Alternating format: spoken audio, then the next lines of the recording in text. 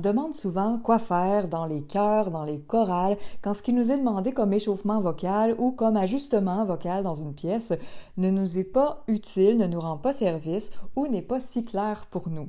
Voici un petit guide de traduction pour mieux vous y retrouver en tant que choriste et pour que votre production vocale reste saine et efficace. Premièrement, pour tout ce qui concerne les exercices de poussée d'air impliquant une contraction abdominale qui sont encore souvent proposés, peuvent être remplacés subtilement par des débuts glottaux. Donc, au lieu d'alimenter une pression d'air qui est beaucoup trop grande, qui peut me nuire quand viendra le temps de faire des tâches vocales plus exigeantes, pour la stabilité du son, de la justesse, l'aisance même, je veux nourrir, encourager un bon accolement des plis vocaux entre eux et un débit d'air qui sera réduit et stable. Donc, tous les s, s, ch, ch, ch, ch, etc. peuvent être remplacés simplement par des débuts glottaux délicats et précis avec peu d'inspiration. Vous pouvez même en profiter, comme c'est silencieux, pour réveiller les sensations de votre langue haute en changeant les voyelles dans votre bouche et pour mobiliser en même temps les muscles de l'ancrage du torse, les dynamiser pour être encore plus efficace dans les exercices suivants et pour le travail des pièces.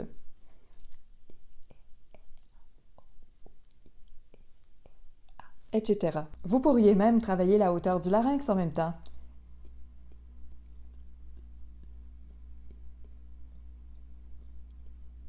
C'est presque à l'infini. Deuxièmement, quand on vous demande plus de soutien du diaphragme, plus d'appui dans les abdominaux, de pousser, de donner plus d'énergie, etc. 3 options.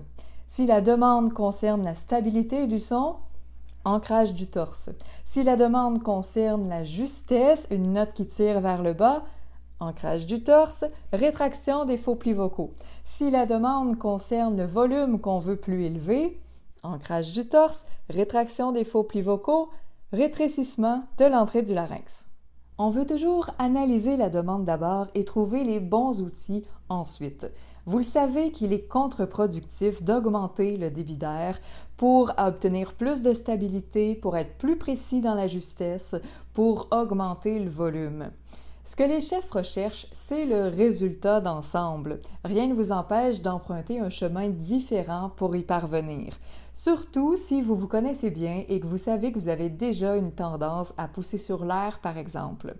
Donc, prenez du recul, analysez la demande et contribuez au résultat du groupe d'une façon qui est saine pour vous. Troisième possibilité, on vous dit que ça sonne trop mou, que ça manque de dynamisme, de direction, etc. Clarifiez et rendez plus efficace la production de vos consonnes en freinant le débit d'air et en les raccourcissant. Donc, au lieu d'avoir pa, on veut pa. Je ne sens aucun jet d'air dans ma main. Même chose à la place de sa. Je vais faire sa. Donc, je ne vais pas anticiper et augmenter la place de la consonne du S dans ce cas-ci. Je vais sentir un débit d'air très réduit dans ma main, etc. pour le reste des consonnes. Ensuite, faites-le davantage sur les syllabes qui arrivent sur les temps forts de la musique, là où la mélodie se dépose, où vous seriez tenté de poser le pied en marchant sur la mélodie. Dans une prochaine vidéo, nous verrons ensemble d'autres demandes possibles et leur traduction. Il y a vraiment moyen de prendre soin de soi et de sa voix dans n'importe quel contexte. Il s'agit de bien analyser la demande et de bien comprendre et maîtriser notre coffre d'outils vocaux pour pouvoir y répondre.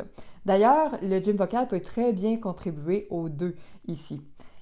Imaginez la solidité, le plaisir, la confiance de pouvoir s'ajuster en temps réel à n'importe quelle demande de façon efficace, saine et rapide. Wow! Sur ce, à la prochaine! Vous trouverez juste en dessous un réchauffement vocal gratuit et un défi 4 jours pour améliorer un passage vocal difficile, gratuit aussi. N'hésitez pas!